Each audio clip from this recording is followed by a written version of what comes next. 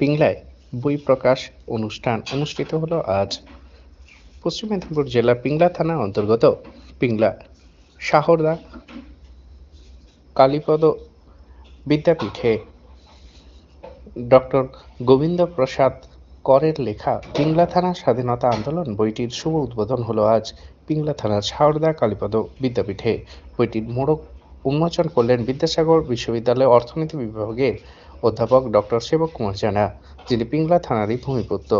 অনুষ্ঠানে সভাপতিত্ব করেন বিদ্যালয়ের ভারপ্রাপ্ত প্রধান শিক্ষক সম্মানীয় দেবাশিস ঘোড়াই মহাশয়।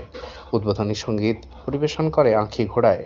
অনুষ্ঠানে উপস্থিত ছিলেন গুণীজনদের মধ্যে সম্মানীয় নিরঞ্জন কুমার বেরা, কানাইলাল জানা, কালীপদ সামাই, ডক্টর আনন্দ শঙ্কর সিংহ, এডিও ময়না। অনুষ্ঠানটি সঞ্চালনা করেন বিদ্যালয়ের পরিচালন কমিটির সভাপতি কমল কুমার মাইতি মহাশয়। বইটির মধ্যে 1930 খ্রিস্টাব্দের 10ই জুন স্নান পূর্ণিমার দিন বড়পুকুর সংলগ্ন চৌকিদারি ট্যাক্স বিরোধী আন্দোলনে ব্রিটিশ পুলিশের গুলিতে বুক পেতে সাধারণ 22 জন মানুষের জীবন উৎসর্গিত করার যে মহয় অক্ষয় অমর কীর্তি কাহিনীর ইতিহাস, তারই অনুসন্ধানের নানা দিক প্রতিফলিত হয়েছে। আপডেট পাঁশকুড়া নিউজের জন্য